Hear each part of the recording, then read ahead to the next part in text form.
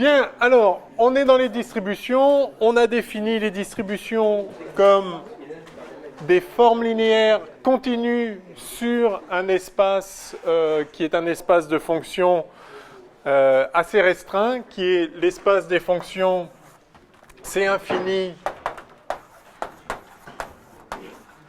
à support borné.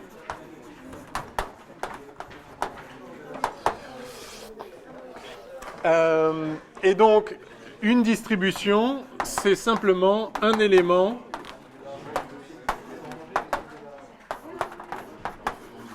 du dual topologique de cet espace.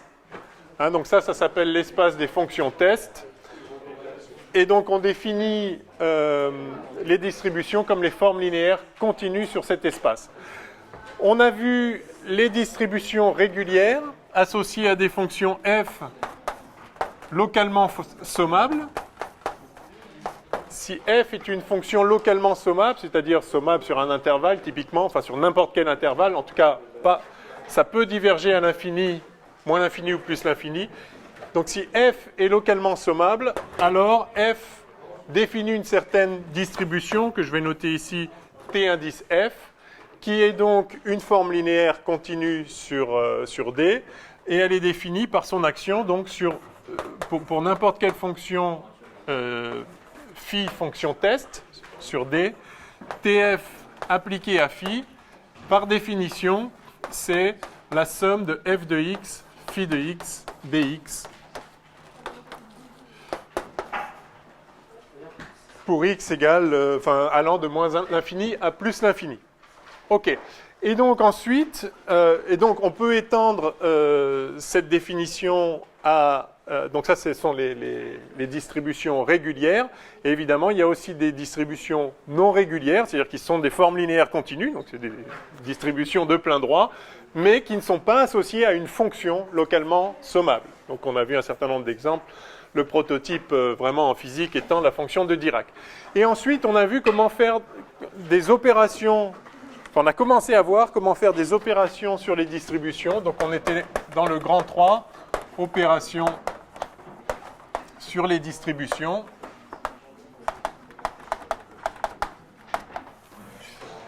Alors j'étais allé très très vite la dernière fois, histoire de définir la dérivée, parce que vous en aviez besoin dans les TD. Donc on a défini la translation. Donc si vous avez une distribution, vous pouvez la translater, et la définition, c'est que la translation d'une valeur A de la distribution T est la distribution qui, appliquée à phi, donc je vais le noter comme ça, de façon un petit peu cavalière, appliquée à phi donne la même action que la distribution T appliquée à phi de x-1, enfin... la nouvelle fonction test phi de x moins a. C'est un petit peu cavalier comme écriture, mais c'est juste pour vous rappeler ce qu'on a fait. Et ensuite, donc, on a défini la dérivée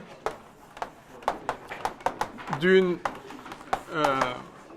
distribution en regardant ce qui se passe dans le cas d'une distribution régulière et en étendant la définition aux distributions non régulières.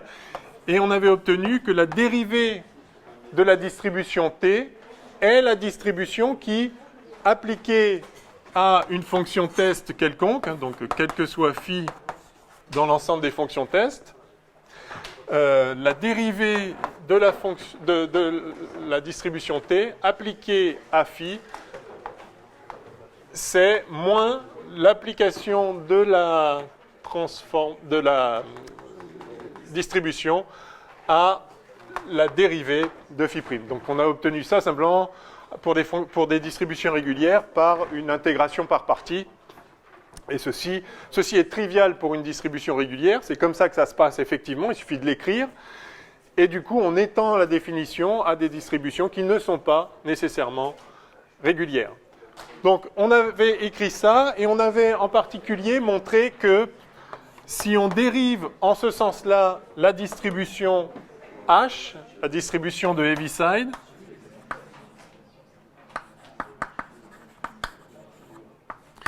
on obtient delta. qui est assez remarquable, enfin ce qui est assez beau, c'est aussi assez intuitif. Hein, la fonction, enfin la distribution de Heaviside associée à la fonction qui donc un x négatif donne 0 et pour x positif donne 1 avec n'importe quelle valeur entre les deux. Effectivement, la dérivée de ça, c'est 0 partout, sauf ici où ça vaut l'infini. Et c'est pas très, enfin, c'est assez agréable de retrouver en tant que distribution, quand on dérive cette fonction, eh bien, on retrouve delta. C'est assez intuitif en fait. Alors, ce que j'avais dit aussi, c'est que, en vertu de ceci, de cette définition-là, vous voyez que n'importe quelle distribution admet toujours une dérivée. Contrairement aux fonctions, on peut toujours dériver n'importe quelle distribution au sens des distributions. Et du coup, on peut aussi dériver n'importe quelle fonction localement sommable au sens des distributions, même si la fonction elle-même, en tant que fonction, n'est pas dérivable. Vous pouvez avoir une fonction qui, en tant que fonction, n'est pas dérivable, mais en tant que distribution l'est. Et je ne crois pas qu'on avait pris l'exemple... Je n'avais pas montré l'exemple de log de valeur absolue de x. Je l'ai peut-être mentionné, mais je ne l'avais pas fait. Alors, je vais vous le... Je propose de le faire. C'est un exemple d'illustration qui n'est pas inutile. Vous verrez un peu comment manipuler ces choses-là. Et puis le résultat est assez sympathique aussi, d'ailleurs. Donc, je devais être, je pense, dans un deuxièmement dérivation. Et alors, je vais en faire un exemple. Exemple. Je ne mets pas de numéro, je ne sais plus où j'en étais. Donc, je vais considérer la fonction qui a x associe log de valeur absolue de x. Si vous représentez son graphe, évidemment, un logarithme est défini que pour des valeurs positives de x, alors c'est pour ça qu'on met la valeur absolue ici. Donc ça, c'est le log de x. Et puis, pour x négatif, c'est une fonction paire, ça, d'accord? Donc c'est juste la fonction qui... Donc là, en 1, ça vaut 0. Du coup, ici, en moins 1, bref. Donc voilà la fonction log de x. Et évidemment, elle n'est pas dérivable ici. Elle n'est même pas continue. Enfin, disons, vous pouvez... oui, elle n'est pas définie en tant que fonction, elle n'est pas définie en 0. Donc en 0, vous pouvez lui donner une certaine valeur, par exemple 0. Mais du coup, elle n'est pas continue, donc elle n'est pas dérivable strictement parlant. Mais alors, en tant que distribution, alors ça c'est une distribution, c'est même une distribution régulière, puisque cette fonction-là est localement sommable. Alors, il y a certes une divergence ici sur la fonction, mais pas son intégrale. Hein. Vous vous rappelez que l'intégrale, enfin la primitive de log de x, c'est x log de x, hein, plus une constante. Et x log de x tend vers 0 en 0. Donc il n'y a pas de souci, ça ne diverge pas. Hein. Donc ceci est intégrable, c'est une fonction localement intégrable. D'accord ? Et par conséquent, ça définit une distribution, tout ce qu'il y a de normal, une distribution qu'on appelle donc régulière. Et du coup, en tant que distribution régulière, c'est une distribution, en tant que distribution tout court, c'est une distribution qui est dérivable, et la dérivée, la voici. Alors, on va calculer cette dérivée. Alors, comment je fais ça ? Simplement, on l'applique à une fonction. Alors, c'est parti. Donc, je prends phi dans D, une fonction, donc c'est infini à support borné, et j'applique... Je calcule, alors comment je vais l'appeler je vais l'écrire comme ça. Voilà, c'est un peu cavalier. La fonction log de x prime, d'accord, et je l'applique à phi par définition de la dérivée d'une distribution. Ça, c'est moins l'application de la distribution régulière log de phi appliquée à phi prime. D'accord ? Alors ça, donc, maintenant on va écrire, puisque c'est une distribution régulière, ceci c'est simplement l'intégrale, avec le signe moins, ça fait moins l'intégrale de moins l'infini à plus l'infini de la valeur de la fonction fois phi prime de x dx. D'accord ? Donc il n'y a aucun problème ici. Et puis ça, je peux l'écrire également comme la limite quand epsilon tend vers 0, il y a le signe moins qui est là, bon, ok, moins somme de moins l'infini à epsilon.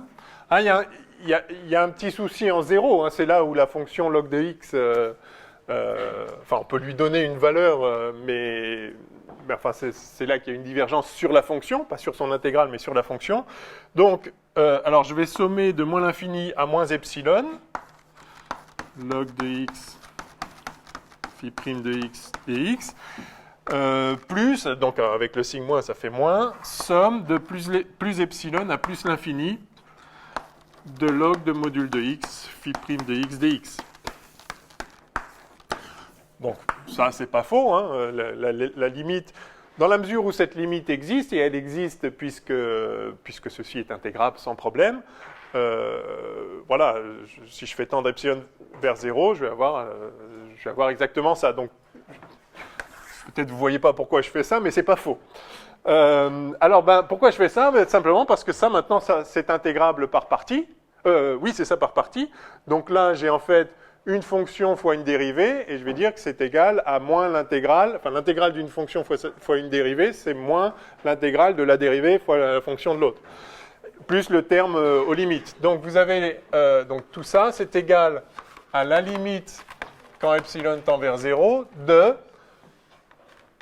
alors, bon, j'ai toujours le signe moins, donc alors moins, donc log de x phi de x, à prendre entre moins l'infini et moins epsilon, et puis donc moins, en inversant la fonction dérivée, donc en mis le signe moins, ça va faire plus somme de moins l'infini à moins epsilon de, alors cette fois c'est la dérivée de log de x, donc 1 sur x, alors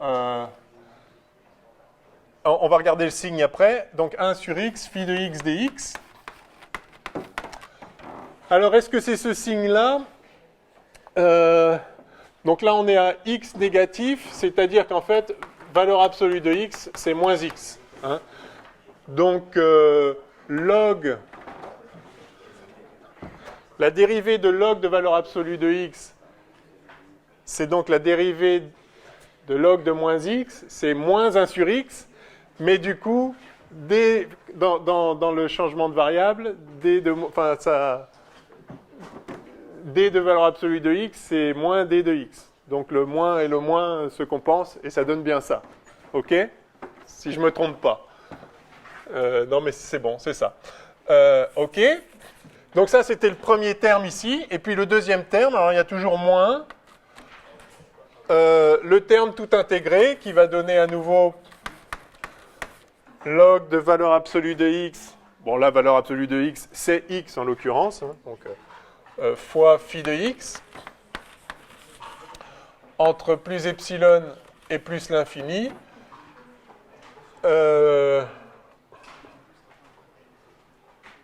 Donc moins, ça fait plus somme de epsilon à plus l'infini de 1 sur x, cette fois, valeur absolue de x, c'est x, donc il n'y a pas de souci, de 1 sur x, phi de x dx. OK? Donc c'est le premier membre à gauche là-bas, c'est égal à ça. Alors ça vaut quoi? Eh bien ça vaut, alors, en l'infini, phi de x vaut 0, c'est à support borné. Et en epsilon, ça vaut log de epsilon fois phi de epsilon. D'accord? Donc ça fait, enfin avec le signe moins, ça fait moins log de epsilon phi de epsilon. Et lui, il fait quoi, lui? Eh bien, en l'infini, il fait 0 parce que phi est à support borné, donc phi vaut 0 à l'infini. Et ça fait, eh bien, ça fait log de epsilon phi de epsilon. Mais avec ce signe moins et le signe moins du fait que c'est celui d'en bas là. Donc plus log de epsilon phi de epsilon. Bon, ce terme-là élimine celui-là, quel que soit epsilon. Donc ça fait 0. Et donc il reste finalement limite quand epsilon tend vers 0 de somme de moins l'infini à epsilon de 1 sur x phi de x dx plus somme de epsilon à plus l'infini de 1 sur x, phi de x dx. Et ça, par définition, c'est la valeur principale de 1 sur x appliquée à phi. Ça, c'est la valeur principale de 1 sur x de Cauchy appliquée à la fonction phi. OK? Hein, si on prenait la fonction, si 1 sur x était une distribution, ce qui n'est pas le cas, hein, puisque ça diverge en 0, ça, on aurait, ça s'écrirait somme de moins l'infini à plus l'infini de phi de x, enfin de 1 sur x, phi de x dx. Ça, c'est pas défini à cause du problème en 0. En tout cas, c'est pas défini pour toute fonction phi. Donc, ça n'a pas de sens, mais on a défini la valeur principale comme justement cette limite-là, c'est-à-dire en tendant, pardon, moins epsilon ici, en tendant vers 0 symétriquement des deux côtés, du coup, ça élimine le problème. OK, donc c'est la distribution qu'on avait définie. Donc, vous voyez finalement que la dérivée en tant que distribution de log de x, c'est la valeur principale de 1 sur x. Voilà un résultat intéressant qui vous montre comment on met en œuvre un calcul de ce type-là. Oui? Où ça? Là? Ah oui, oui, oui, pardon. Pardon.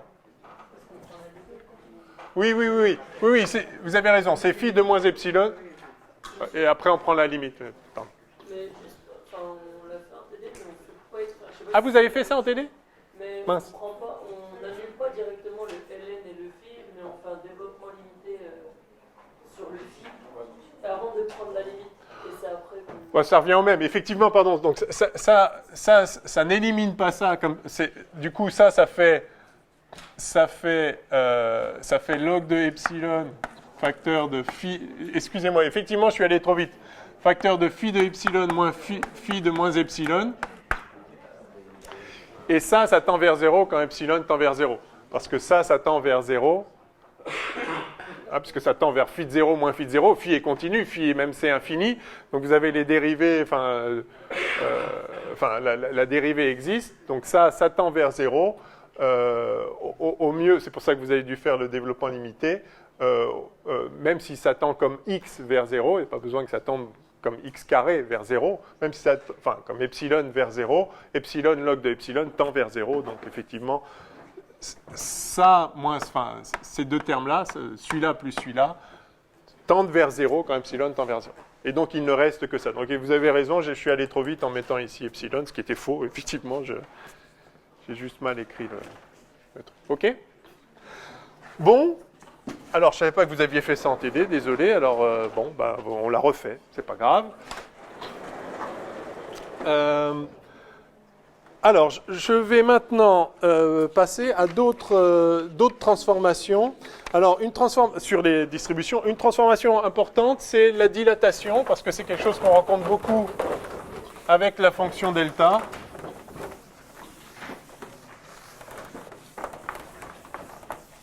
Donc, troisièmement, dilatation.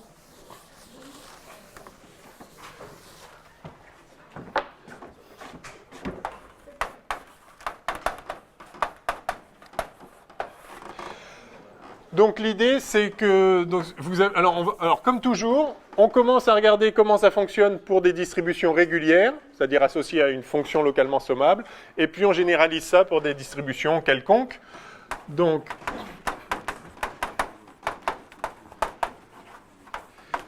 distribution régulière associée à la fonction f localement sommable. Alors, qu'est-ce qu'on appelle la dilatation? C'est en fait passer de la fonction f de x à la fonction f de kx. Où k est où je vais mettre lambda parce que k, ça nous fait penser au transformé de Fourier, qu'il n'y ait pas de confusion. F de lambda x, lambda est un nombre quelconque. Enfin, réel, puisque c'est des fonctions réelles, mais OK.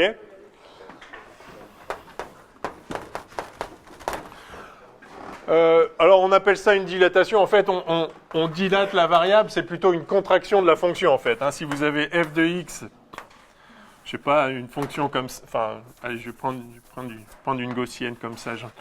si vous avez f de x comme ça, f de 2x, enfin f de lambda x, c'est la fonction qui, à x, donne la valeur de x sur lambda. Donc si lambda est plus grand que 1, en fait, ça donne une fonction qui est contractée d'un facteur lambda. Bon, bref, peu importe comment on le voit. En tout cas, voilà la définition. Je vais la noter, cette fonction, je vais la noter f avec un facteur lambda comme ça, entre parenthèses, parce que le f lambda, c'était la translatée de lambda. Enfin, c'est des notations qu'on peut changer si on veut. En tout cas, je définis la translation f lambda comme la fonction qui, à x, associe f de lambda x. Bref. Alors, quelle est la distribution associée à f lambda? Eh bien, quel que soit phi dans D, donc pour toute fonction test, la contractée ou la dilatée, ça dépend dans quel sens on se place, de la fonction f d'un facteur lambda appliquée à phi, eh bien par définition, ça va être la somme de moins l'infini à plus l'infini de f de lambda x phi de x dx. Et ça, un simple changement de variable x donne lambda x. Donc si j'écris x' égale lambda x, j'ai évidemment dx' qui vaut lambda dx. Et le changement de variable me donne que ceci est égal à la somme de moins l'infini à plus l'infini de f de x', phi de x' sur lambda, dx', alors attention, dx' sur valeur absolue de lambda, parce que si lambda est positif, bien ok, c'est dx' sur lambda. Si lambda est négatif, alors c'est dx' sur moins lambda, enfin c'est dx' sur le lambda négatif. Donc ça c'est égal à dx' sur moins lambda, si je mets la valeur absolue, mais si lambda est négatif, effectivement, j'intervertis les bornes. Donc si je laisse les bornes de moins l'infini à plus l'infini, il faut que je mette la valeur absolue ici. OK? Donc voilà ce que vaut l'application de la distribution f lambda, donc dilatée du facteur lambda sur phi, et ceci, ça se voit ici, c'est égal à l'application de la fonction f en tant que distribution, donc la distribution régulière f, appliquée à une nouvelle fonction qui n'est pas la fonction phi, mais qui est la fonction contractée ou dilatée de phi de facteur 1 sur lambda. Donc c'est phi 1 sur lambda ici. D'accord ? Si je note f indice lambda, enfin, avec les parenthèses lambda comme étant f de lambda x, évidemment, ce phi de 1 sur lambda de x, par définition, c'est phi de x sur lambda. Donc vous voyez que la distribution dilatée ou contractée, je ne sais pas comment vous préférez dire, la distribution,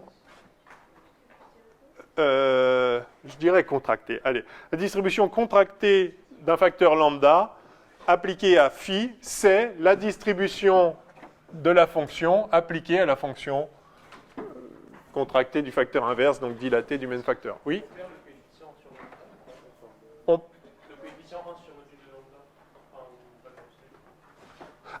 Oui, pardon.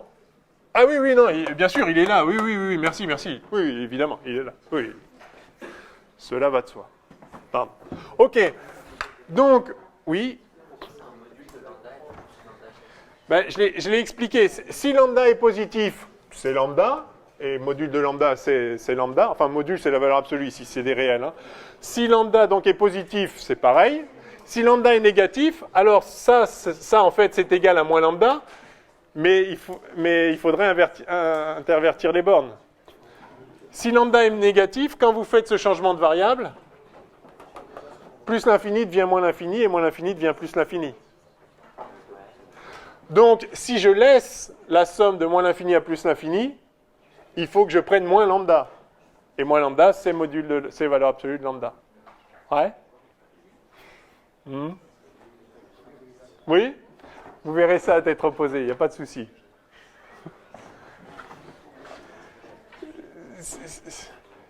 Si vous voulez ça, c'est égal à somme ça c'est égal à somme de moins l'infini à plus l'infini de f phi dx sur le vrai lambda, si lambda est négatif. Et donc, c'est sur moins lambda, si lambda est négatif, et donc c'est égal à somme de plus l'infini à moins l'infini de ça, si lambda est négatif. Et ça, c'est effectivement ce qu'on obtient du changement de variable. OK? Bon, allez. Donc, voilà ce qu'on obtient pour une distribution régulière associée à une fonction localement sommable. Donc, pour une distribution quelconque, eh bien, on définit la dilatation de la façon suivante.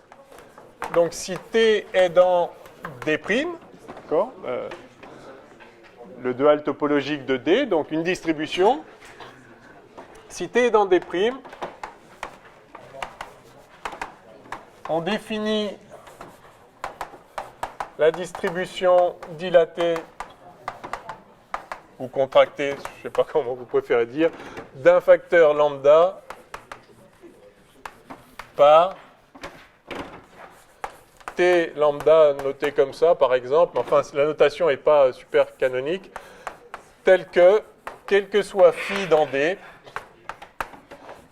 t lambda appliqué à phi est égal à 1 sur module de lambda, t appliqué à phi de 1 sur lambda. Voilà, ceci définit bien évidemment une distribution, puisqu'on a son action sur n'importe quelle fonction ici. Toutes les fonctions, enfin si phi est une fonction de D, c'est-à-dire C infini à support borné, évidemment, la fonction, enfin si ça c'est dans D, celle-ci aussi. Hein, le fait de dilater ne change pas le fait qu'elle reste C infini, et elle est toujours à support borné. Le support est juste lambda fois plus grand ou plus petit en l'occurrence, mais ça reste borné. Donc ça, c'est bien une fonction de D. Donc ça, c'est parfaitement bien défini, puisque c'est l'application de T à une fonction voilà, enfin, qui définit la distribution T. Donc ça, c'est bien une distribution qui est toujours bien définie, puisqu'on connaît son action sur n'importe quelle fonction phi localement sommable. Fonction phi de D. C'est infini à support borné. Ok, donc voilà un autre exemple de choses qu'on peut faire, enfin d'opérations qu'on peut faire sur des distributions. Oups, je vais en mettre une autre. Enfin, c'est ça.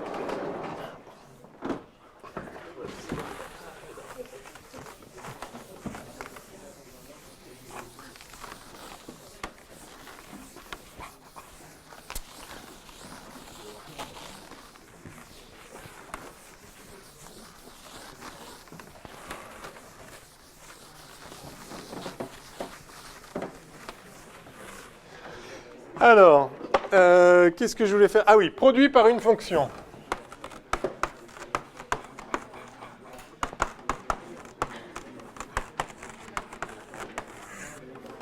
Quatrièmement, j'imagine, pardon. Oui, quatrièmement. Quatrièmement, produit par une fonction. Alors, définition.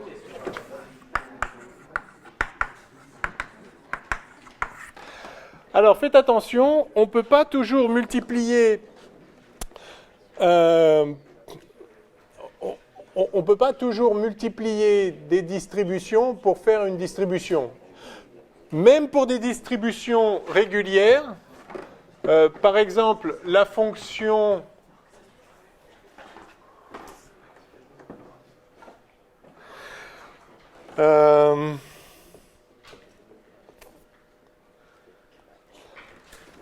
oui, c'est ça. La fonction, si vous prenez f de x égale 1 sur racine de x, vous avez f de x, donc ça c'est localement sommable. Hein. En 0, il n'y a pas de problème, parce que l'intégrale de f de x c'est racine de x, enfin un facteur de près. Et donc ça converge en 0, donc il n'y a aucun problème.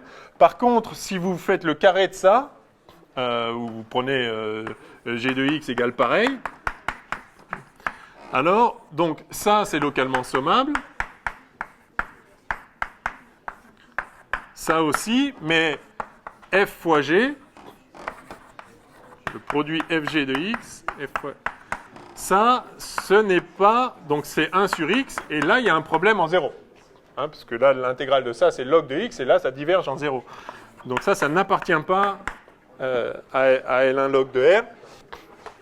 Donc, vous pouvez avoir deux distributions régulières, deux fonctions localement sommables qui donnent donc des distributions régulières dont le produit n'est pas défini.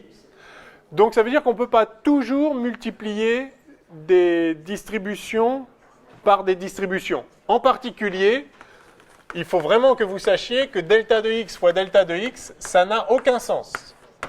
Ce n'est pas défini. Si dans un calcul, vous avez delta de x fois delta de x, c'est faux. Il y a une erreur quelque part. C'est une expression qui ne veut rien dire. Quel sens donner au produit de deux distributions? Alors, le produit de deux fonctions, c'est facile, c'est ça. Par définition, le produit de deux fonctions, c'est ça. Le produit de deux distributions n'est pas toujours défini, mais par contre, on peut toujours définir le produit d'une distribution par une fonction C infini. Alors, c'est ça qu'on va faire. Alors,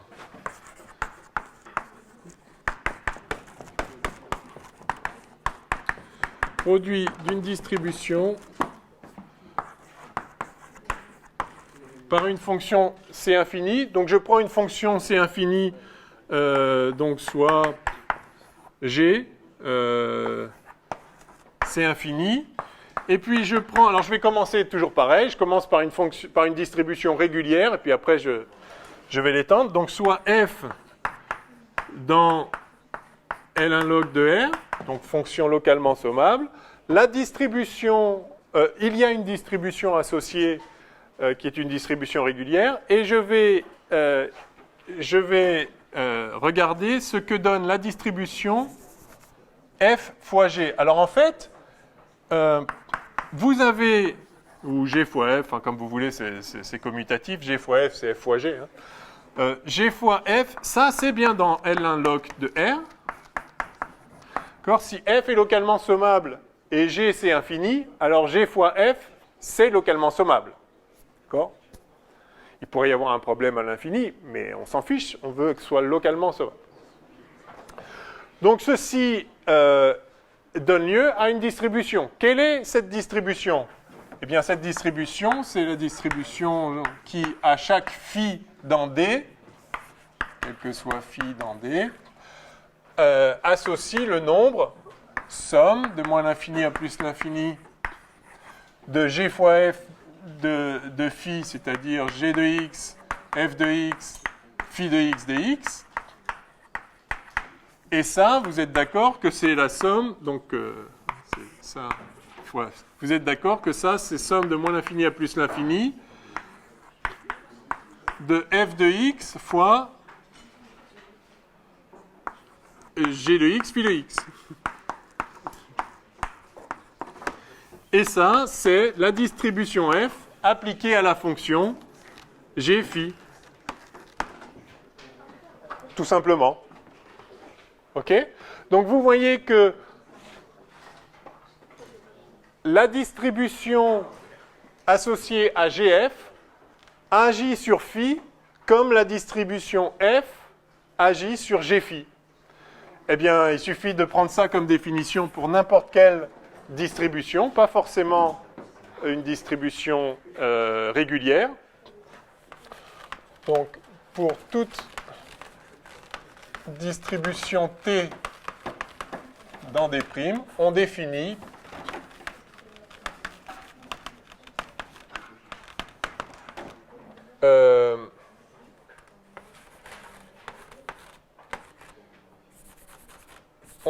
on définit la distribution G fois T, où G est une fonction C infini quelconque, par, quel que soit phi dans D, gt appliqué à phi est égal à t appliqué à g phi.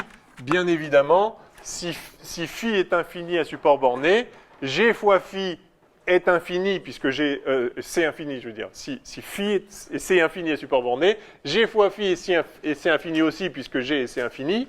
Et c'est aussi à support borné, parce que phi l'est. Donc ça vaut 0 au-delà d'un certain intervalle.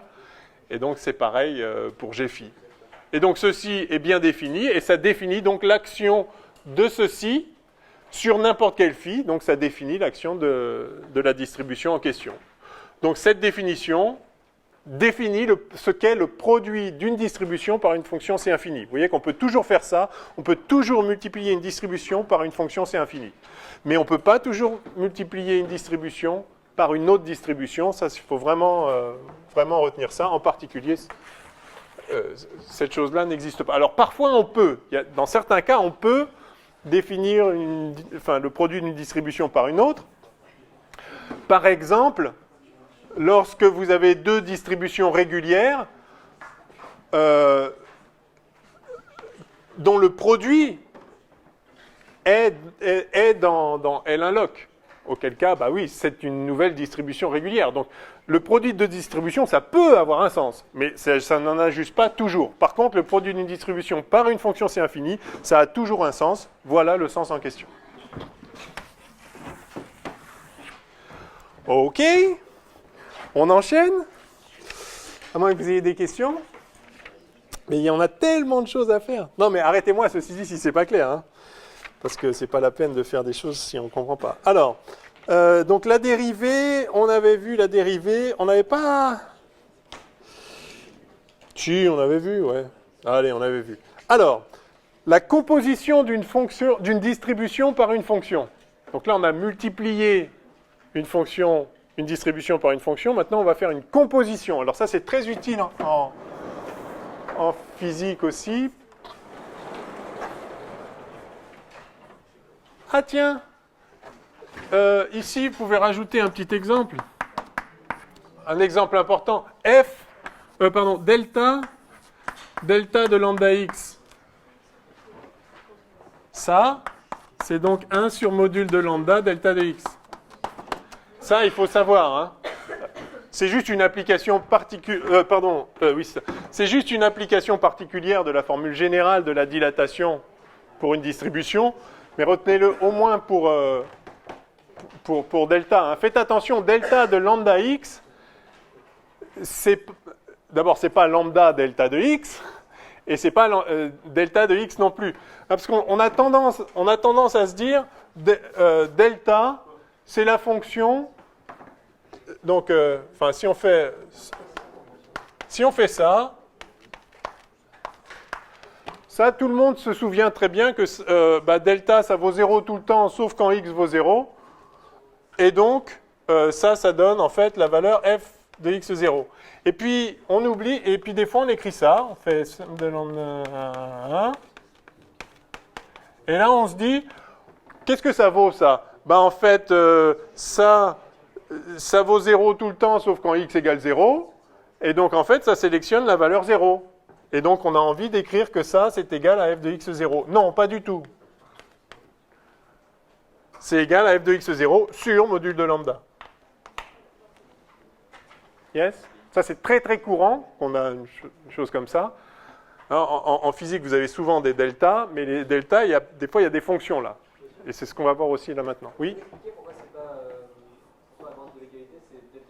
Ah, pardon, x moins x0. Sinon, ce serait f de 0. C'est ça que vous vouliez dire? Je parlais d'exemple de point et une de l'égalité. Pourquoi dans l'égalité, c'est 1 sur la racine lambda delta de x? Ça? Pourquoi il n'y a pas x sur lambda ou quelque chose comme ça? Ah bah, c'est ça sur lambda. Lambda x sur lambda. Oui, d'accord. OK. Je voulais mettre 0 là, pardon, pas x0. OK. Bien, alors, de toute façon, on va généraliser ça maintenant à la composition. Donc la dilatation, c'est qu'un exemple de fonction. Maintenant, on va prendre n'importe quelle fonction composée, enfin la composition avec n'importe quelle fonction, plus exactement. Donc, cinquièmement, composition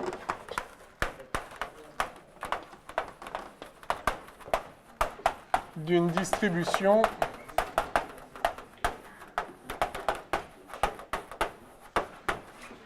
et d'une fonction.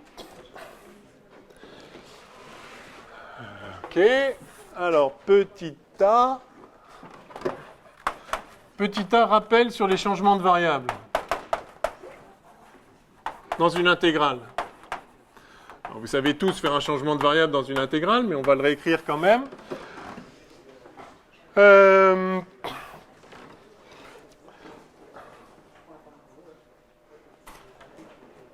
Alors, donc,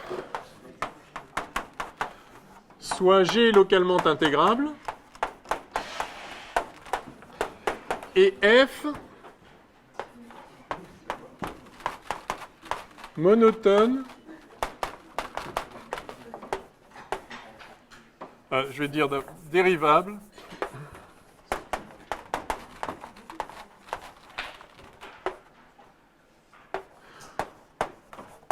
monotone. Alors l'idée du monotone, c'est pour que qu'il existe une fonction inverse. D'accord ? Si elle est monotone, elle est inversible en tant que fonction. Hein.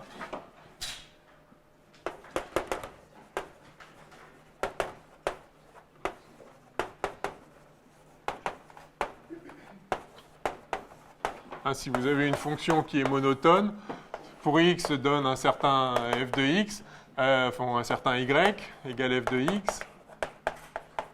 Alors si vous vous donnez y, eh bien il n'y a qu'un seul x associé. Tandis que si vous avez une fonction qui n'est pas monotone, pour un même y, il peut y avoir plusieurs x. Donc quand vous la prenez monotone, elle est inversible en tant que fonction. Donc ça va être important pour ce qu'on fait là. Donc vous prenez une fonction localement intégrable, f dérivable et monotone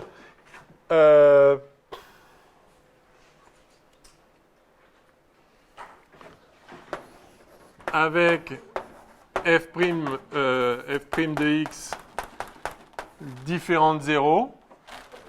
D'accord ? Et là, donc pour tout x, hein, et là, vous faites le changement de variable, c'est-à-dire si vous intégrez, alors, g rond f de x, dx, d'accord ? Vous faites le changement de variable, donc ça, par définition, c'est somme de g de f de x dx, et vous faites le changement de variable, f de x égale y.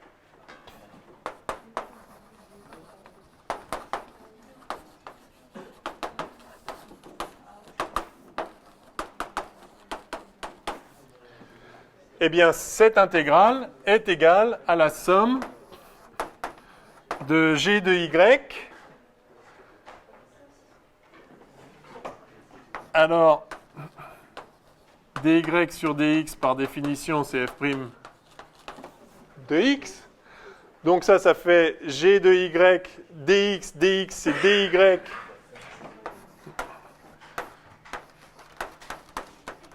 sur f' de x. Et là, à nouveau, je vais mettre la valeur absolue parce que si la dérivée est négative, si la dérivée est positive, la valeur absolue c'est pareil. Si la dérivée est négative, du coup vous allez peut-être, ça va éclairer le truc. Si la dérivée est négative, si je prends la valeur absolue, alors c'est moins la fonction, mais si la dérivée est négative, il faut que j'intervertisse l'ordre des bornes. Hein, donc...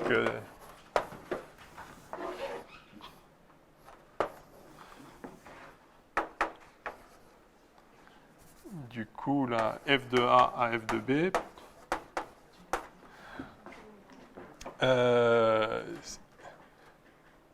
Enfin, non, justement. Je vais laisser la somme de moins l'infini à plus l'infini. Bon, enfin, je mets pas. Peu importe. Non, mais parce que sinon, si je mets f de A, f de B, du coup, si f' est négative, alors oui, alors faudrait mettre, c'est f de B qui est plus petit que f de A. Donc je mets le plus grand en haut et le plus petit en bas, d'accord ? Et dans ce cas, je peux mettre la valeur absolue. C'est bon ? Après, on va sommer de moins l'infini à plus l'infini, donc il n'y aura pas de souci.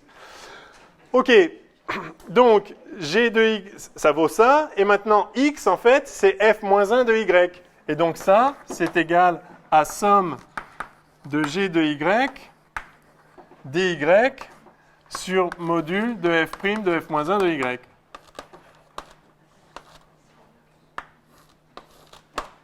OK? Bon, c'est la formule de changement de variable habituelle.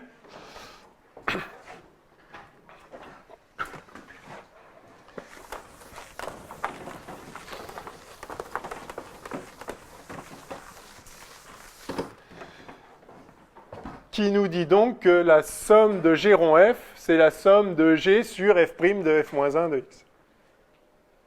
Module. Bien. Alors, ceci étant rappelé, eh bien, on va regarder ce qui se passe pour les distributions pour une distribution régulière.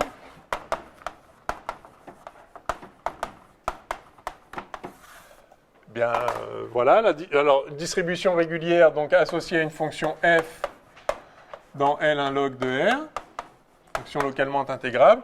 Cette fonction donne lieu à une distribution qui, je la note f aussi, qui, à toute fonction phi dans D, associe le nombre somme de moins l'infini à plus l'infini de f de x phi de x dx.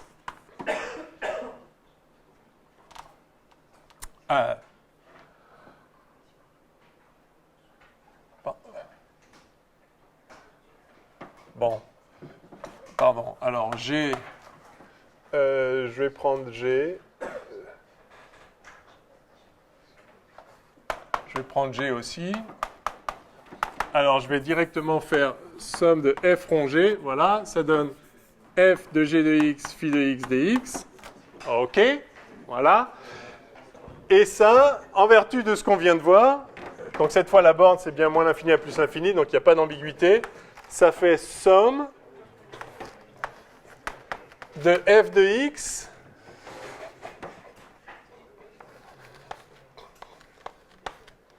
ou f de y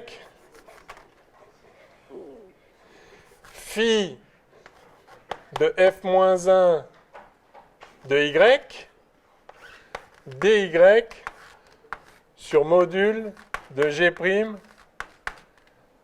de g-1 de y. Aïe. Yes? De moins l'infini à plus l'infini. J'ai supprimé des étapes, hein, mais c'est f. J'écris évidemment toujours y égale g de x. Je l'ai fait dans l'autre sens là? Ah oui, là j'avais g rond f, là j'ai f rond g. Bon, enfin, mutatis mutandis. Hein. Voilà ce que ça donne. F et G ont été intervertis, ça ne change rien. Donc vous avez ici f de y. Phi de x, c'est donc... C'est donc phi de g-1 de y. Et puis là, divisé par dy sur dy, enfin dx sur dy. Non, dy sur dx, pour avoir le dx en haut. Bref, ça donne ça. Et donc là, vous reconnaissez que ceci est l'application de la distribution associée à f sur une nouvelle fonction qui est celle-là. Donc c'est l'application de f sur la fonction, eh bien, phi rond g-1 divisé par module de g' de g-1 de x. OK? Bon, c'est un peu grossier, mais enfin, c'est vrai. C'est le changement de variable. Bon, bah, vu qu'on a l'action sur une distribution régulière, on n'a qu'à définir ça comme la composée, enfin pour une distribution quelconque, on définit la composée T rond G par ça. Donc, distribution quelconque.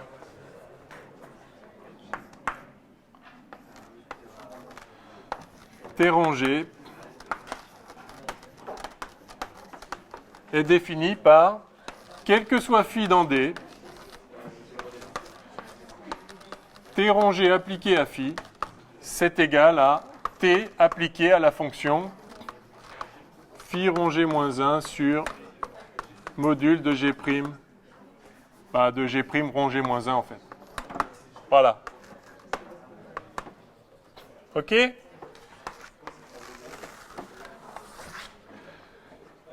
Alors vous voyez pourquoi f' ne doit pas être nul, hein, parce que sinon on divise par un truc nul, ça se fait pas. Hein, donc il faut que la dérivée soit pas nulle. Hein, donc ici, là, enfin. Donc oui, g' différent de 0. Enfin g' de x différent de 0, quel que soit x. Yes? Bon, je suis allé un peu vite. Enfin, c'est la formule du changement de variable standard. Hein. Alors, ceci a un intérêt particulier dans le cas de la distribution de Dirac. Je vais peut-être prendre le troisième tableau quand même.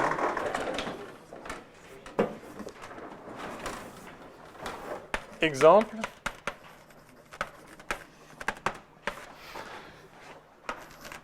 Delta de f de x. Que vaut delta de f de x?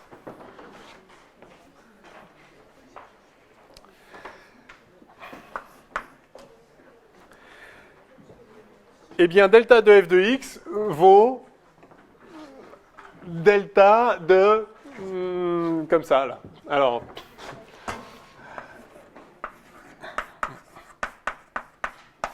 delta de f de x appliqué à phi, c'est égal à delta appliqué à phi de f-1 de x sur module de f' de f-1 de x.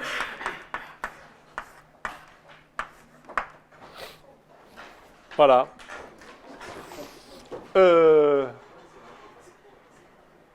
Oui. Oui. Voilà.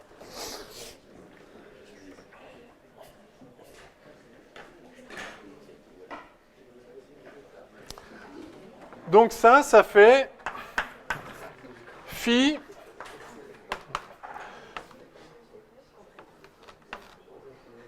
de f-1 de 0 sur module de f-1 de 0.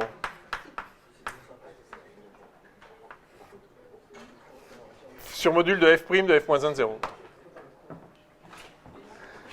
J'ai l'impression de vous perdre là.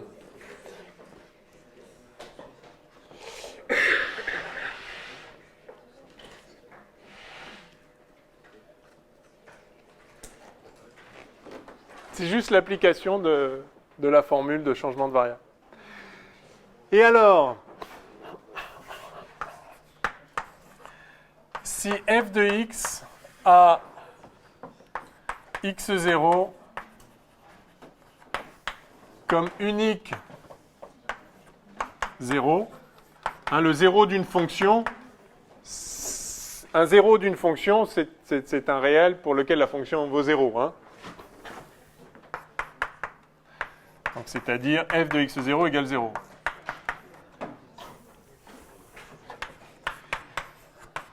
Et si f' de x0 différent de 0, alors delta de f de x, c'est en fait delta de x moins x0 sur module de f' de x0. Dit comme ça vous parle peut-être un peu plus. C'est vrai qu'à lire, c'est plus facile qu'à lire ce truc-là. Mais voilà ce que ça veut dire. Ça ne veut rien dire d'autre. Delta de f de x, ça va donner la valeur de f-1 en 0. Donc ça va, sur une fonction phi, ça va donner la valeur de phi en l'antécédent de 0. Donc si votre fonction f, elle vaut 0 en x0, ça, c'est la valeur de phi en x0. Donc, la delta de f de x appliquée à phi, ça va vous donner phi de x0 sur f' de l'f-1 de 0, c'est x0, hein, module.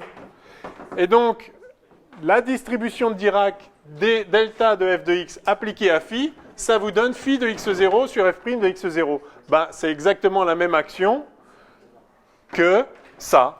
Delta de x moins x0, ça donne, appliqué à phi, ça donne phi de x0. Et donc, divisé par f' de x0, on a ça. Donc, en fait, ce truc-là compliqué, qui est, je suis d'accord avec vous, est impossible à lire, à comprendre clairement, sans s'arracher un peu, se gratter la tête. En fait, quand on se gratte un peu la tête et qu'on regarde ce que ça veut dire ça, pour la fonction delta. Mais oui, mais... Voilà, donc ça, c'est important, parce que ça, pour le coup, vous rencontrez tout le temps. Donc, par exemple, quand f de x, c'est lambda x, le cas qu'on avait vu juste avant, que j'ai effacé, la fonction f de x, elle peut être n'importe quoi. Hein. Il faut juste qu'elle soit, là en l'occurrence, qu'elle ait un unique 0, et que la dérivée en ce 0-là soit pas nulle, parce que sinon on ne peut pas l'écrire, ça, si la dérivée est nulle. Donc, dans le cas où f de x, c'est la fonction lambda x, eh bien, on retrouve exactement donc ça, c'est nul en x0, en 0, pardon. Donc ça, en fait, c'est delta de x, moins 0, divisé par f'. La dérivée de ça, c'est lambda. Donc en x0, ça vaut aussi lambda, et donc on retrouve ça. Mais ça, c'est un cas particulier de cette formule-là, en fait.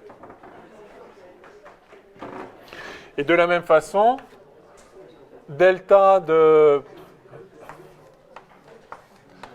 lambda x moins x0, bah c'est pareil, hein, ça fait delta de x moins x0 sur module de lambda. Mais là, vous pouvez faire des deltas beaucoup plus compliqués. Et on rencontre ça très souvent en physique. Je sais pas, delta de cosinus x plus exponentielle x sur racine de ce que vous voulez. Enfin bref, n'importe quelle fonction, voilà ce que ça donne, à condition donc que f soit inversible et pour qu'il existe un f-1 et que la dérivée soit pas nulle ici. Alors dans le cas où il y a plusieurs zéros à la fonction, c'est-à-dire qu'il y a plusieurs points x0 pour lequel f est nul, alors on peut, du coup c'est pas inversible puisqu'il y a plusieurs antécédents à 0, mais on peut s'arranger pour découper la fonction. Si les zéros sont discrets, c'est-à-dire si vous n'avez pas un continuum de zéros, si les zéros sont discrets, vous pouvez simplement découper la fonction par bout et appliquer ça à chaque bout, et on obtient à ce moment-là ceci.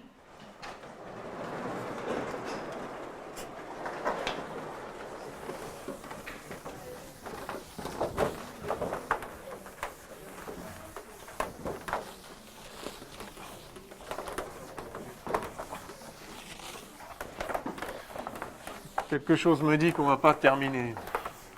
Je ne sais pas pourquoi.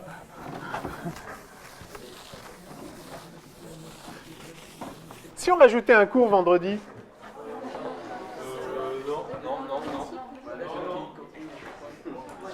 Non, après la mécanique quantique.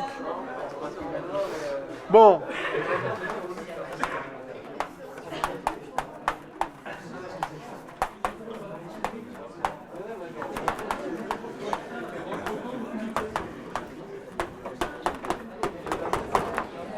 S'il y a plusieurs zéros discrets, alors delta de f de x, en fait, c'est la somme des delta de x moins xi sur module de f' de xi.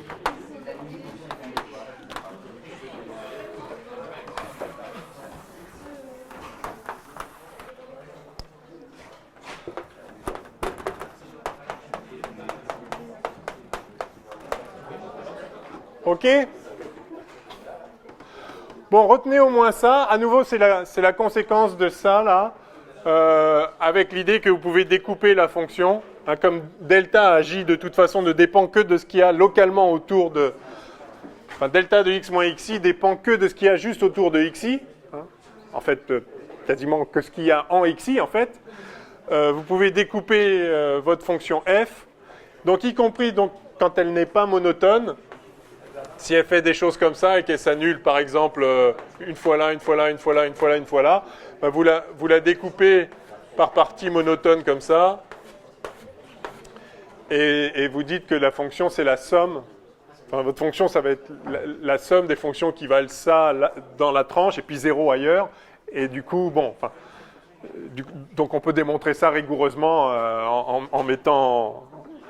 ce que je viens de dire de façon rigoureuse mathématiquement, mais je pense que vous comprenez qu'il n'y a pas de difficulté particulière. Donc retenez ça, ça c'est important. Je suis sûr que vous l'utiliserez plusieurs fois si vous continuez la physique. Alors, quelle heure est-il ? Il nous reste une demi-heure. Il faut qu'on fasse le produit de convolution et les distributions de Fourier, les transformations de Fourier. Alors, ben on va commencer, on va faire ce qu'on peut, hein. Sixièmement, en fait, pour pouvoir faire les convolutions, il faut que je définisse le produit tensoriel. Sixièmement, produit tensoriel.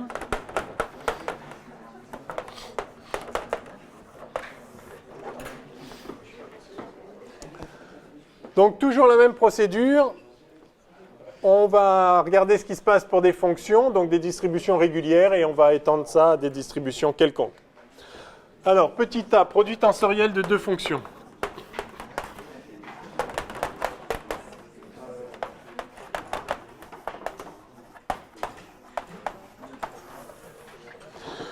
Donc, prenez deux fonctions.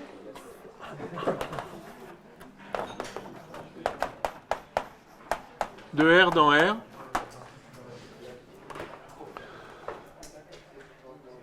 On définit leur produit tensoriel de la façon suivante.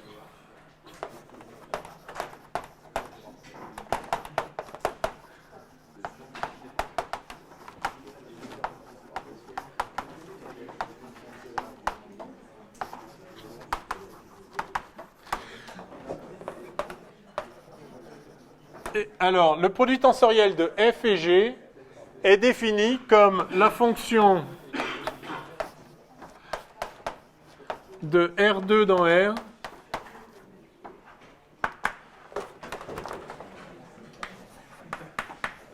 F croix G, alors notation comme le produit tensoriel qu'on a vu en physique quantique pour les états produits tensoriels, pour les opérateurs produits tensoriels, c'est exactement la même idée. Vous avez deux fonctions de R dans R, et en fait vous en faites une fonction à deux variables, x et y, avec f qui agit sur la première variable et g sur la deuxième variable. Donc l'idée, c'est que vous avez f étoile g qui a x, y dans R2 associe f de x fois g de y. D'accord ?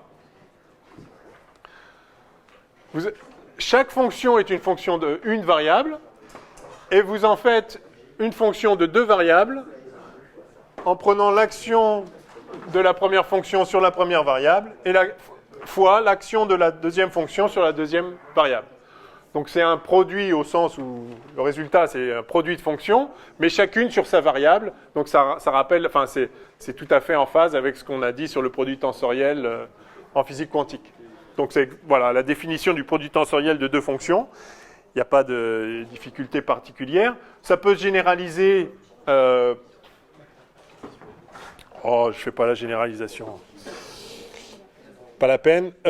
Ça peut se généraliser si vous avez une fonction de Rn dans R et puis l'autre de Rp dans R, ça vous fait une fonction de Rn plus P dans R qui est définie comme ça. Bon, aucune difficulté. Alors, le produit tensoriel de deux distributions maintenant.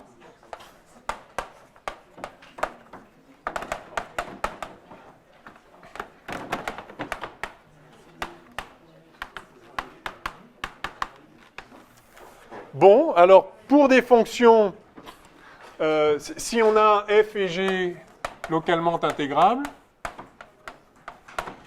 la distribution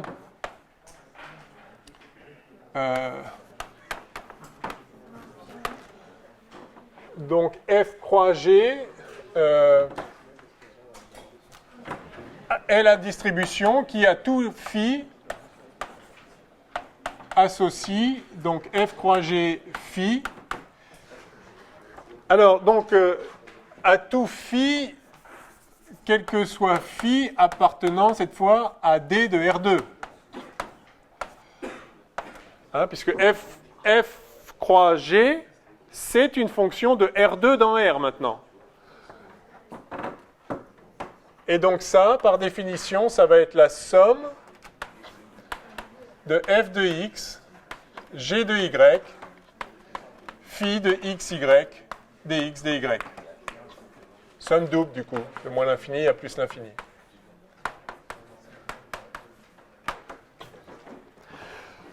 Voilà la distribution associée.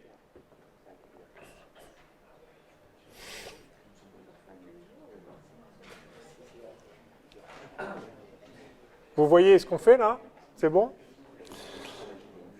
Et donc ça, c'est aussi égal à, comme vous le voyez, ceci est somme de f de x de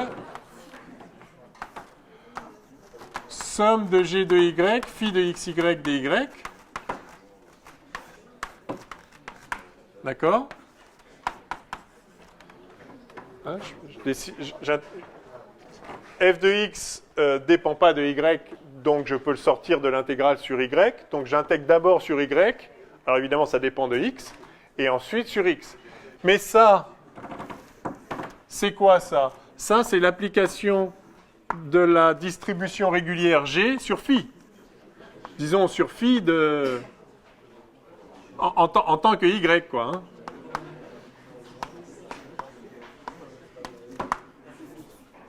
Enfin, phi dépend de deux variables, mais vous pouvez la considérer comme une fonction juste de y, et ceci est à x fixé, à chaque x, ceci est une fonction de y, et donc ceci est l'action de la distribution régulière G sur phi. D'accord? Et donc ce que vous avez ensuite, c'est l'action de f sur ce résultat-là. Et donc en fait, ça, c'est f de x, en tant que fonction de x, appliquée à la fonction de x qui est g de y, phi de xy. Vous voyez?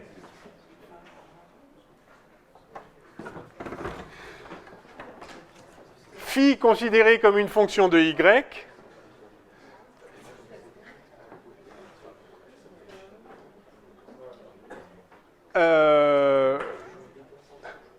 est une fonction C infini de support borné, puisque phi est C infini de R2 à support borné.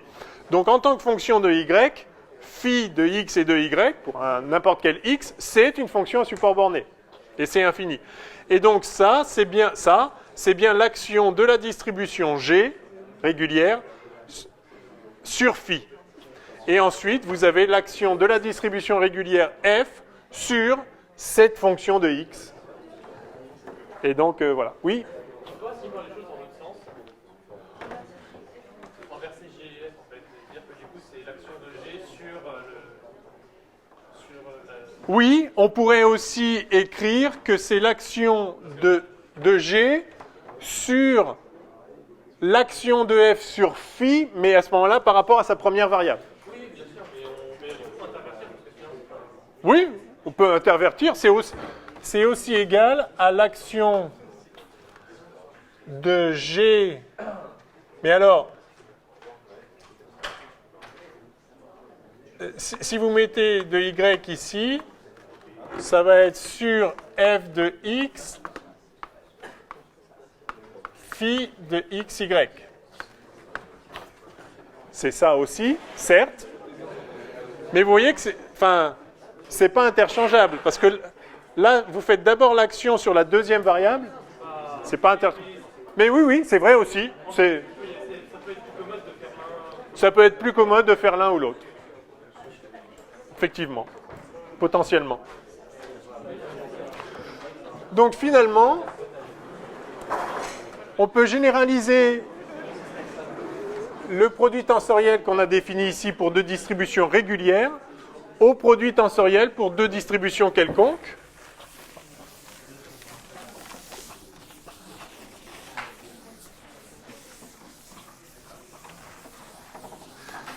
Ah, si seulement on avait un cours de plus. Vous êtes sûr qu'on ne peut pas trouver un petit créneau? Hein? Ouais.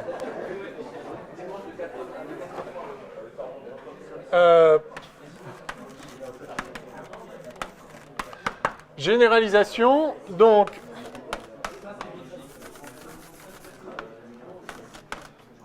quel que soit T et S dans des primes, donc pour deux distributions quelconques, on définit la convolution, le produit tensoriel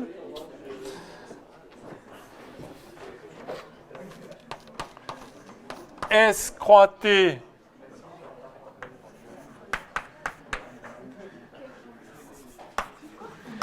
est défini comme la distribution qui a tout phi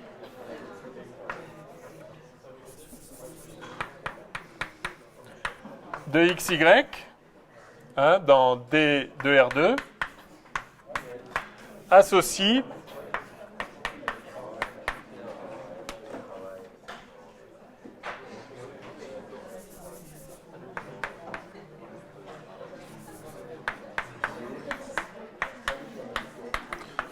alors je vais l'écrire comme ceci.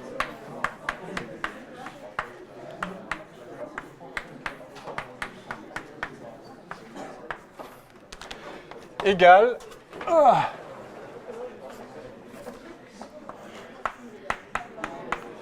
S de x appliqué à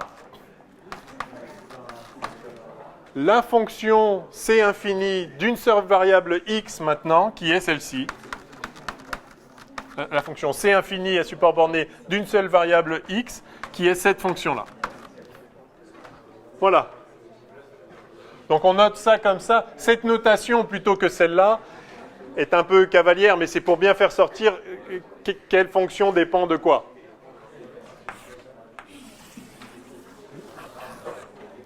Comme vous avez deux variables, là vous avez une fonction de deux variables, et là vous avez des fonctions de une variable, donc il faut bien préciser laquelle agit sur, laquelle est laquelle. Vous êtes dissipé parce que c'est bientôt les vacances ou parce que vous avez décroché ou... C'est un ensemble. Mais parce qu'il nous reste quand même encore un petit quart d'heure. On n'aura pas le temps de finir, mais on peut au moins essayer de finir ça. Il faut au moins qu'on fasse la convolution. Et puis, je ferai une petite vidéo sur la transformée de Fourier s'il faut. Ouais.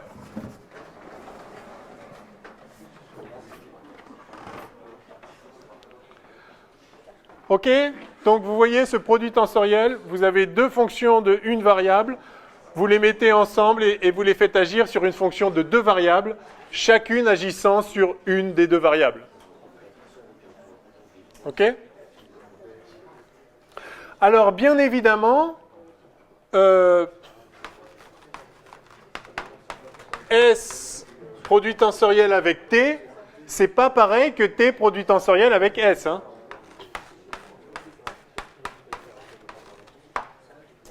D'accord?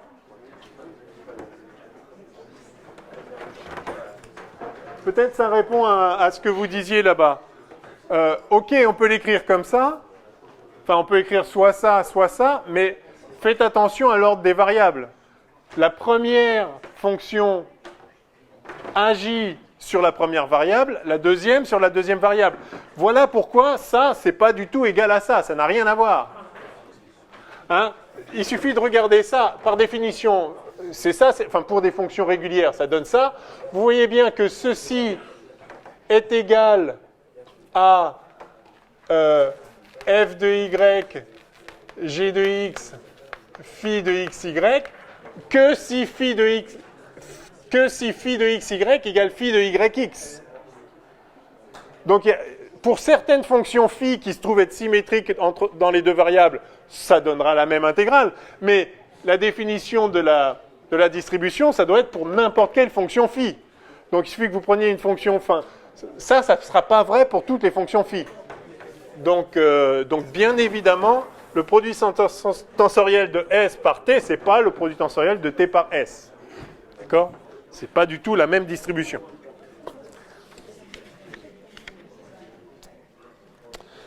Alors, exemple. Petit a, petit b.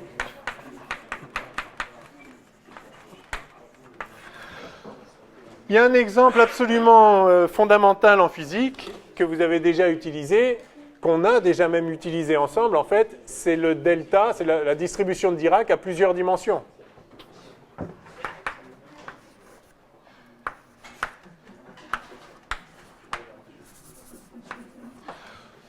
Quand on écrit delta à 3 dimensions, quand on a écrit plein de fois en mécanique quantique, delta de R,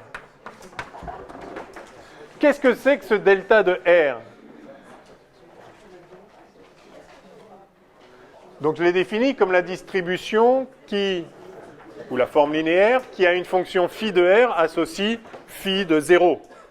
Mais ça, en fait, ce n'est rien d'autre que delta de x croix delta de y croix delta de z. Voilà ce que c'est, ce delta-là. Et donc, on devrait, en principe, ne pas l'écrire comme ça. C'est un peu un abus de langage. On devrait, je sais pas, écrire un truc un peu comme ça, quoi. Pour rappeler que ça, c'est à 3 dimensions. C'est en fait un produit tensoriel, puisque vous avez une fonction de Dirac sur chacune des variables. C'est exactement le produit tensoriel qu'on vient de définir. Quand vous écrivez delta de R, c'est ça en vrai. Et lorsque vous êtes à 3D, si vous écrivez, quand on écrit delta de x à 3D, c'est-à-dire qu'on prend le delta que sur la première variable, par exemple, ou delta de y ou delta de z, disons delta de x, en fait, ce qu'on écrit comme ça, c'est-à-dire, c'est la distribution qui, si vous faites delta de x, phi de x, y, z, donc phi de r, d3r est égal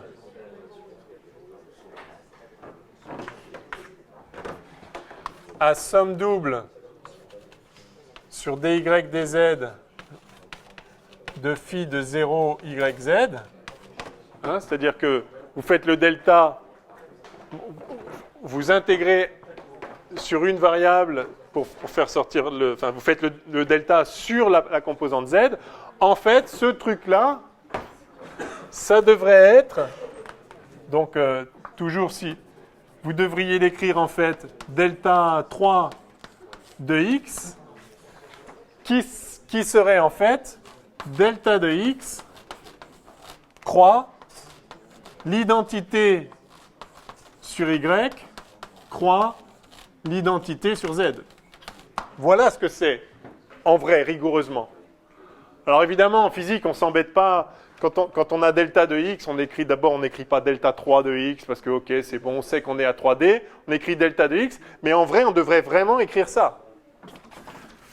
C'est la distribution qui est un Dirac sur la première variable et rien sur les autres, c'est-à-dire l'identité sur les autres.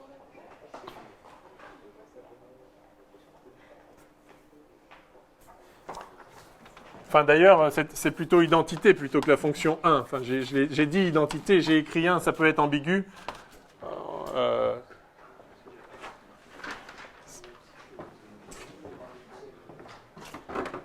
Ah, si, c'est 1. Si, pardon. Si, c'est bien la fonction 1.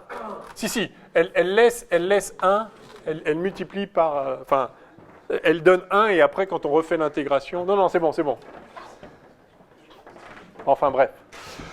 Vous voyez l'idée, j'espère. Donc, surtout ça, il faut bien comprendre. Vous faites un produit tensoriel à partir de fonctions de une variable. Leur produit tensoriel, c'est une fonction de deux variables. C'est un produit, mais chacune des fonctions agit sur une variable différente.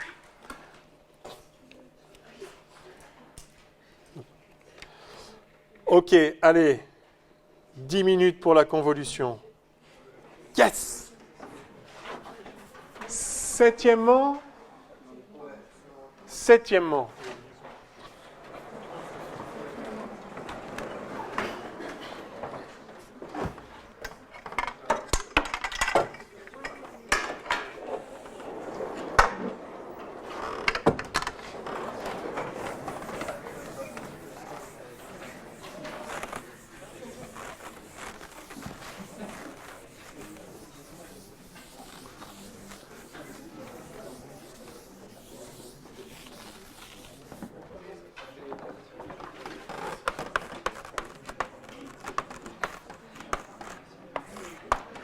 Convolution. Alors, petit a définition.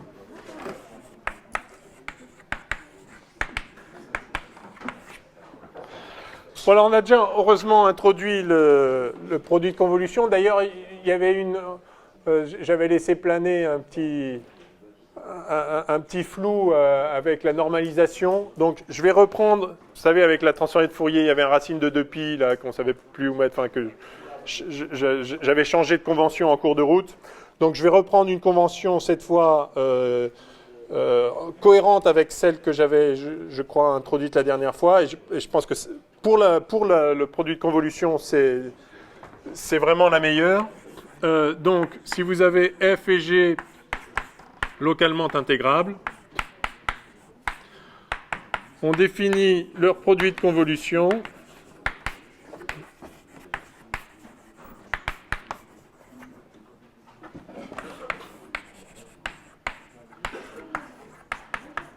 f étoile g lorsqu'il existe, donc c'est pas toujours le cas, par f étoile g de x égale somme de moins l'infini à plus l'infini de f de y g de x moins y dy. D'accord ?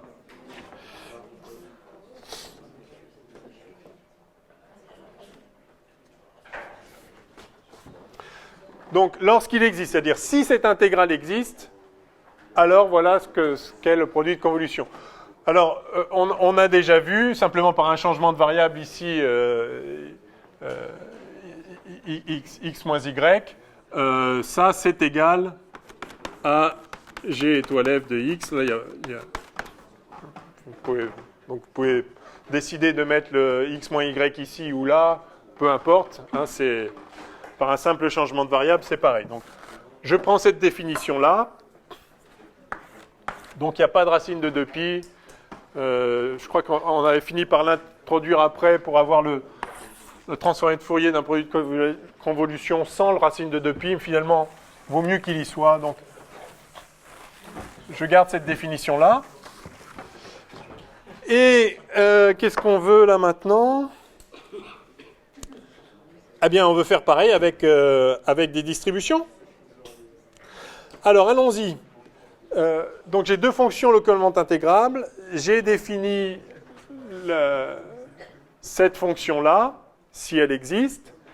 Maintenant, je vais considérer cette fonction comme une distribution. Et je vais voir comment elle agit sur les fonctions phi dans D. Donc, quel que soit phi dans D,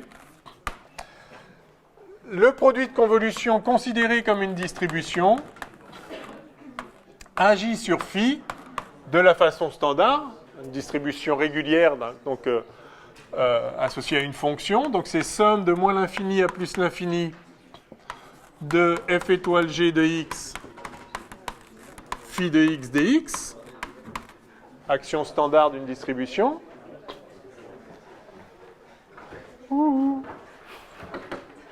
5 minutes. Enfin, 10 minutes. Donc ça fait somme de moins l'infini à plus l'infini de... Alors j'écris f étoile g de x. Donc ça c'est sur dx. Somme sur dy de f de x g de x moins y phi de x dx.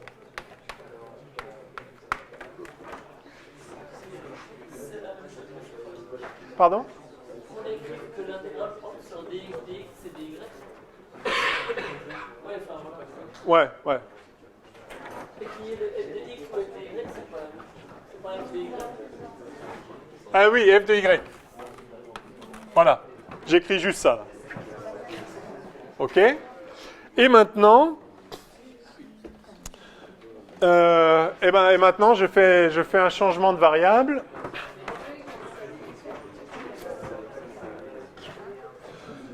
Je fais x' égale x moins y. Et donc x égale x' plus y. Alors allons-y. Ceci est égal à...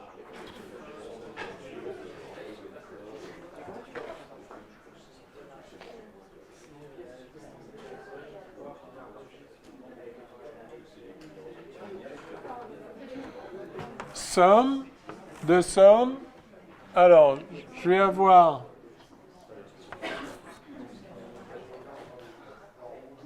f de y. Donc x moins y devient x'. Et phi de x devient phi de x' plus y.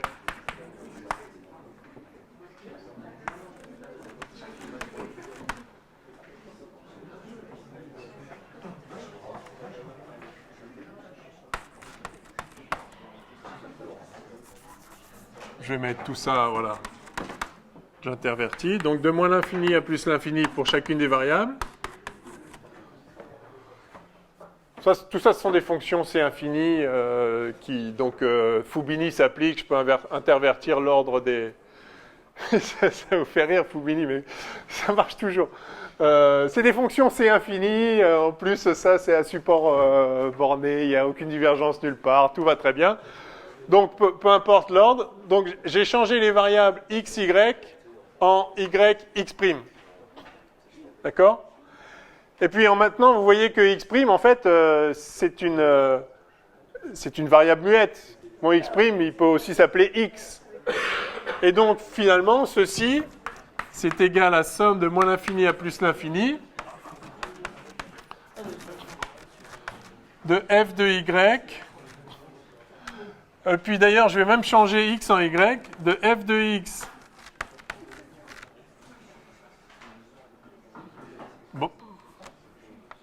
Bon, enfin, d'accord. Allez. G de x.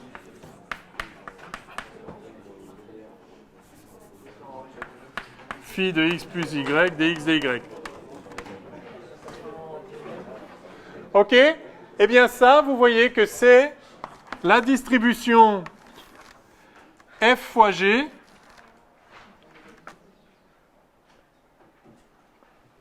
f. Alors,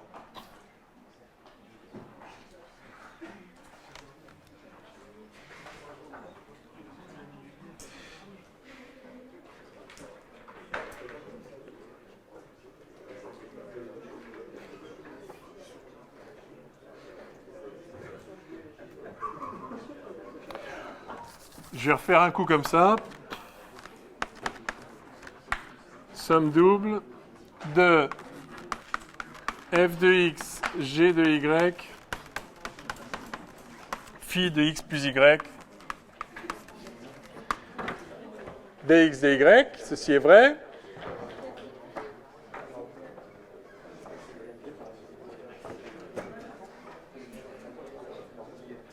Oui, c'est ça. Ça, c'est produit tensoriel F croix G appliqué à phi de x plus y.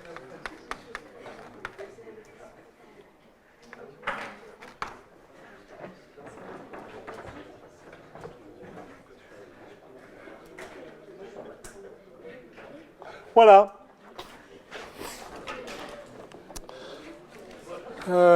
What time is it?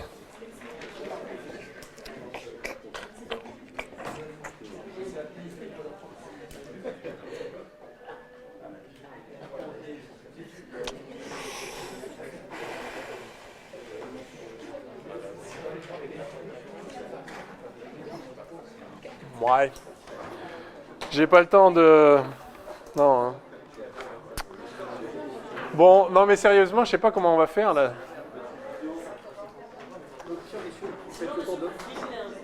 Pardon? Ouais, je vais faire ça.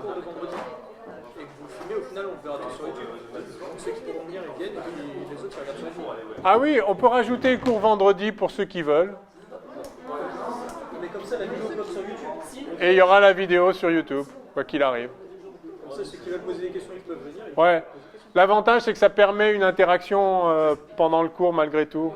Il y a peut-être notre prof de terreau qui nous fait cours le 30. Le 30? Ouais, et je sais pas. Enfin, si on vient, on dans Ah ben oui. Ah ben oui. Ça, c'est des gens de l'administration et des salles. Il y aura peut-être pas avec ça. Au moins, on vient pour le cours et pas comme ça. Et... Ok.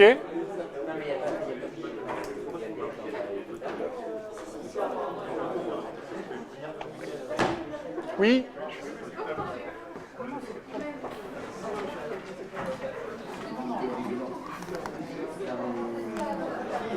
Bon, on s'arrête là alors pour aujourd'hui. Et on essaye de voir si on rajoute un cours le 30 alors. Bon, à vendredi quand même pour la fin de la physique quantique.